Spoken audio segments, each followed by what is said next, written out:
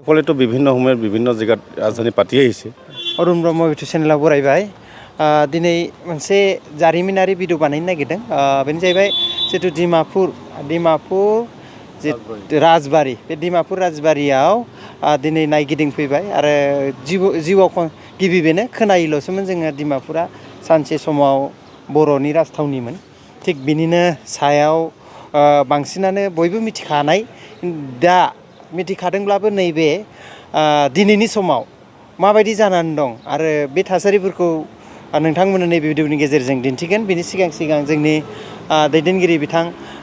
खौसेथि बर' सुबुं आफादनि आफादगिरि मनरन्जन बसुमतारी आदायाबो बेयाव दङ थिग बे हिसाबै बिनि सायाव एसे सावरायलायनानै मिथिनो नाजागोन दिनै बे भिडिअनि गेजेरजों माखासे फोरमायगोन जिहेतु बर'नि जारिमिनारि मोनसे राजाबारि बिनि सायाव एसे रायजोफोरनो दिनैनि अबस्था आरो बिदि जारिमिन सायाव जा मिन्थिगौ बेखौ एसे फोरमायनो थाखाय खावलायबाय। दिनै जिहेतु नागालेण्डनि डिमापुराव बाथि रंजालि बैसागो फोरबो खोब गाजा गोमजायै खुंदोंमोन। बेयाव पान्जाय आफादा आंखौबो आलासि महरै लिंहरदोंमोन। दा बेखौ बिनि सोलोआवनो खाथियावनो डिमापुरनि खाथियावनो सिथाबनानै थानाय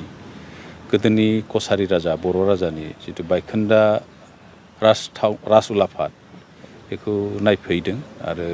आं गिबि खेब नायफैदों। बेयाव नायफैनानै जितु नुदों आर्किअलजिकेल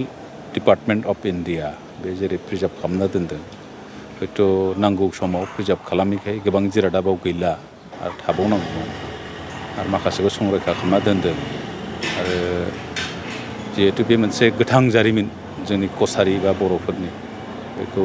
लाखिना दोननांगौ आरो बेखौ संरैखा होनांगौ होननानै जों सानो आरो बेयाव गोबां मानसिया जिहेतु नायनो फैयो बिजिरनो फैयो बिथांमोननि थानायनि थाखाय बा बेरायनायनि सुबिदानि थाखाय थारमाने नांगौ बादि जेरैहाय डेक'रेसन खालामनांगौ बिदि खालामनाय नुवाखै थारमाने दा बेथ' जिहेतु बेयो गुबुन रायजोनि सरकारनि आखायाव थांबाय डिमापुरा माने बे मोनसे बुंनोबो एसे आख' फाख' दा बे जितु बर'नि नेरसोन थिग गोबाङै जोङो खोमानानै लाबाय उन समाव जुदि बेखौ जुदि हमथाना लाखियाबा उनाव आरो जोंनिया बे जारिमिना गोमाखानाय आरो गोमालांनायनि जितुखौ हमथानो थाखाय एसे जोंनि बर'फ्रानो बेखौ बा गुबुनाव थानाय बेबायदि जारिमिनारि नुथायफोरखौ मा खालामनांगोन आरो माबायदि हाबाफारि लानांगोन होननानै सानो। दिनै बुंनो थाङोबा जिहेतु बर' राजानि गोदो कसारि राजानि जिবিলাক जारिमिनारि बायखोन्दा नोगोरफोर दं कसारि राजानि बे डिमापुरावल' नङा बियो जेरै गलाघाट जिल्लानि कासुमारियाव दं गोबां जायगायाव बेफोरबो संरैखानि अभाबाव माखासे गोमालांबाय बायखोन्दा जिखोन्दा जालांबाय आरो बिदिनो काछाराव थानाय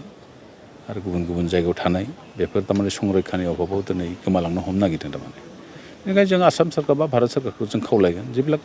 जोंनि जारिमिनजों रिलेटेड बर' जारिमिनजों बा कसारिनि जारिमिनजों रिलेटेड जेब्ला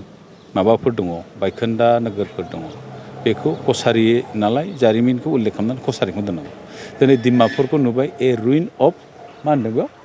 एक किले के अबशेष डिमापुर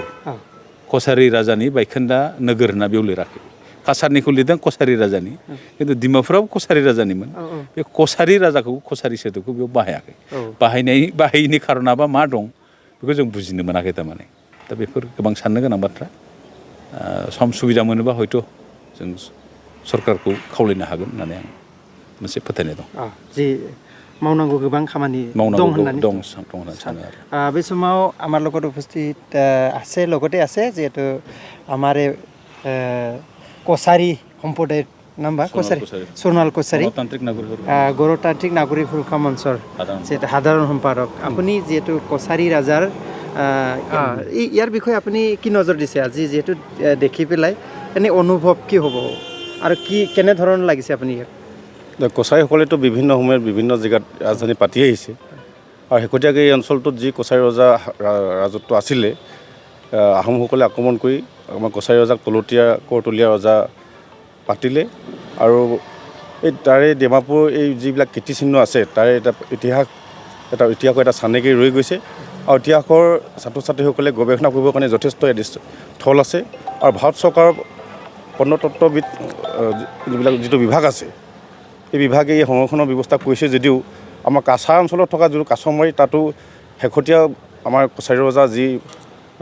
কীৰ্তিচিহ্ন আছে সেইখিনি সংৰক্ষণ কৰাৰ ক্ষেত্ৰত চৰকাৰে অৱহেলা কৰি আহিছে। এই ডিমাপুৰৰ নিচিনাকৈ যি কাছমাৰী অঞ্চল তাত থকা কীৰ্তিচিহ্নসমূহ কছাৰী ৰজাৰ কীৰ্তিচিহ্নসমূহ সংৰক্ষণ কৰিবৰ কাৰণে আমি দাবী জনাইছোঁ। আৰু এইটো অতি সৌভাগ্যৱান বুলি ভাবিছোঁ ডিমাপুৰৰ এই কছাৰী ৰজাৰ ভগ্নাৱশেষবিলাক চৰকাৰে উপযুক্তভাৱে সংৰক্ষণৰ ব্যৱস্থা কৰিছে। আৰু ইতিহাসবিদসকলৰ কাৰণে আৰু উঠি অহা যিবিলাক গৱেষক ছাত্ৰ তেখেতসকলে যথেষ্ট সমল পাব গৱেষণা কৰিবৰ কাৰণে।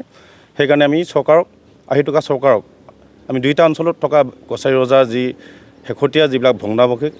সুন্দৰভাৱে সংৰক্ষণ কৰিবৰ কাৰণে আমি আহ্বান জনাইছোঁ। गोजोननाय थाबाय आदाया फैनानै माबायदि मोनदों ओरैनो? आंथ' इयाव जोंनि कसारिफोरनि जोंनि बर' जातिनि जिथु कীर्तिचिह्न नुदों स्तम्भफोरखौ नुदों नुनानै गोजोननाय मोन्दों। जिहेतु अब्लाबो दुखुनांथाव बाथ्रा मानो होनबाथाय जोंनि गोदो गोदायनि बर'फोरा बेवहायनो दंमोन बर' रायजोमोन। हिरिम्बाया जेरै जोंनि बर' हारिनि बर' फिसा गोदो गोदायनिफ्रायनो रामायण महाभारतनिफ्रायनो बेबायदि जोंना बर'नि जातियानो जोंनि बर' हारियानो दंमोन होननानै दायो जोंनि बेफोराव सिनायथि जायो। आरो लोगोसे जोंनि बर' हारिया बेसे गोथौवै दावगाबोदोंमोन खिन्थु बेवहाय जोङो दुखु मोन्दों मा दायो जोंनि बर'फोरानो इयाव माने जायगा गैयै जानानै दं। बेखायनो आं दुखु मोन्दों बेखौनो दुखु फोरमायदों। गोजोननाय थाबाय जिहेतु बेनि सायाव बे जिथु बाथ्रानि गेजेरजों हमदांनो हाखाबाय बेनोमोन जिहेतु बेयाव जोंना मुं जिथु कसारि मुं थादेरनांगौमोन बे गैया। बे मोनसे दुखु माबा मोनसे थानो हागौ बेबायदि फोरमायदों। जिहेतु दिनैनि भिडिअनि गेजेरजों नोंथांमोनखौ फोरमायबाय आरो नुथायखौ नायदो नोंथांमोना गोजोननाय लादो। गोजोन्थों दे।